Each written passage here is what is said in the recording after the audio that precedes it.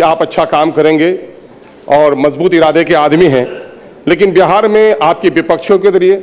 या फिर आपकी छवि को धूमिल करना चाहते हैं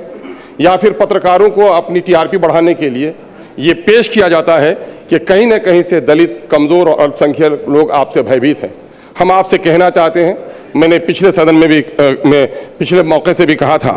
कि मुझे अक्सर ऐसे मौके पर न जाने क्यों प्रेमचंद जी याद आते हैं कि जिन्होंने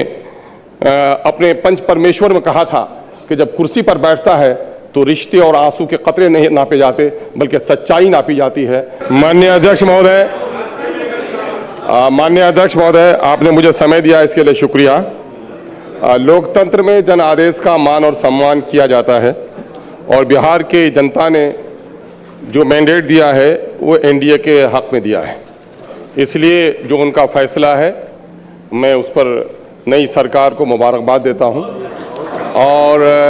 इसलिए मुबारकबाद देता हूं कि ये मेरा निजी फैसला, मैं विपक्ष में हूं लेकिन बिहार की जनता का फैसला उसके हक में आया है।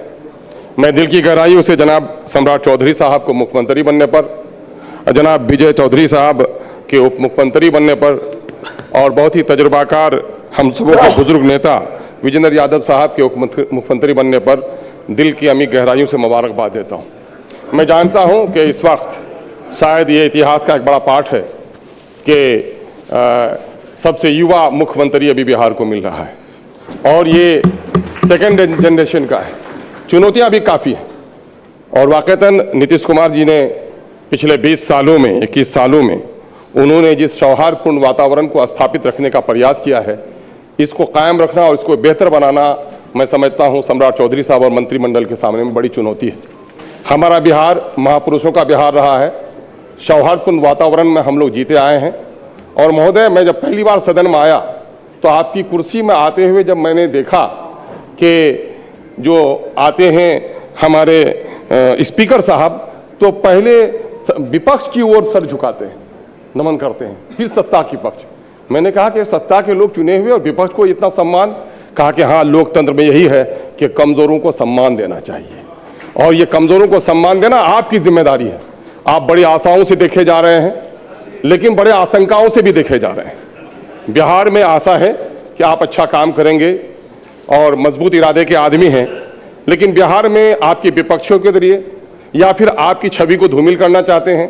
या फिर पत्रकारों को अपनी टीआरपी बढ़ाने के लिए ये पेश किया जाता है कि कहीं न कहीं से दलित, कमज़ोर और अल्पसंख्यक लोग आपसे भयभीत हैं। हम आपसे कहना चाहते हैं, मैंने पिछले सदन में भी पिछले मौके से भी कहा था कि मुझे अक्सर ऐसे मौके पर न जाने क्यों प्रेमचंद जी याद आते हैं कि जिन्होंने अपने पंच परमेश्वर में कहा था कि जब कुर्सी पर बैठता है तो रिश्ते और आंसू के कतरे नहीं नापे जाते बल्कि सच्चाई नापी जाती है। आप भले ही आपका किसी पार्टी से रिश्ता हो लेकिन आप उसके मुख्यमंत्री नहीं हैं, आप बिहार के सम्मानित मुख्यमंत्री हैं, इसलिए बिहार की जनता का ख्याल रखिएगा। आखिर में एक दर्द की बात कह जाऊं सर कि पूरे बिहार का विकास हो जरूर कीजिए, अपना बिहार आगे बढ़े और एक नए किस्म की सरकार आप चला के दिखाएं, लेकिन सर कमजोरों को मत भुलाइए और सीमांचल खास करके मेरा दर्द जो है सीमांचल की लड़ाई लड़ रहा है, सीमांचल का दलितों का अकलियतों का जरूर ख्याल रखिएगा। गुल फेंके हैं औरों के तरफ बल्कि समर भी खाना बरंदाज चमन खुश तो इधर भी। बहुत बहुत शुक्रिया, बहुत बहुत शुक्रिया। माननीय सदस्य